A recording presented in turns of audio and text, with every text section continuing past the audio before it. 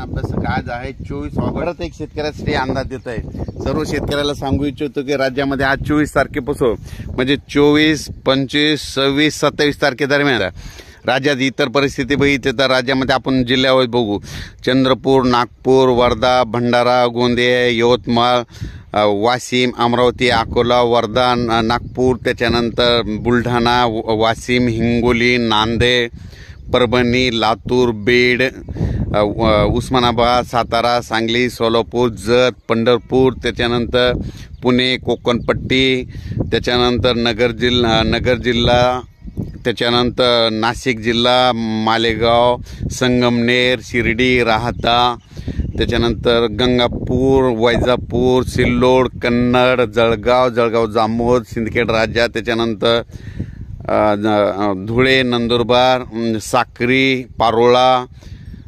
संभाजीनगर, जालना, शिर्डी म्हणजे कोपरगाव, म्हणजे जवळपास आज म्हणजे 24, 25, 26, 27 दरम्यान म्हणजे ह्या 4 दिवसामध्ये हवामान कोरडं राहणार आहे। सूर्यदर्शन होणार आहे, ठिकठिकाणी सूर्यदर्शन घडणार आहे। कोल्हापूर जिल्ह्यात सूर्यदर्शन होणार आहे, सातारा जिल्ह्यात होणार आहे, कोकण पट्टीत देखील सूर्यदर्शन होणार आहे।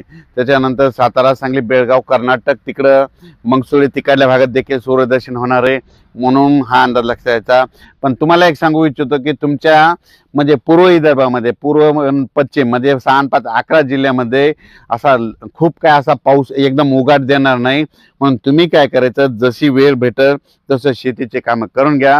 कारण की काय होणार आहे 25 तारखेला लगेच 25 तारखेला काय होणार आहे, 25 ऑगस्टला लगेच पाऊस आला तुमच्या इकडे थोडी सुरुवात होणार आहे।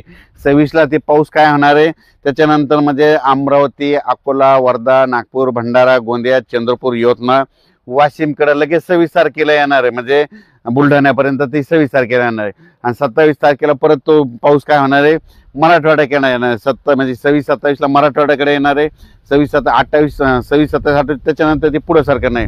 म्हणून विदर्भातल्या शेतकऱ्याला सांगू इच्छितो की खास करून तुमच्याकडं म्हणजे लय काय असं खूप मोठं असं सूर्यदर्शन नाही।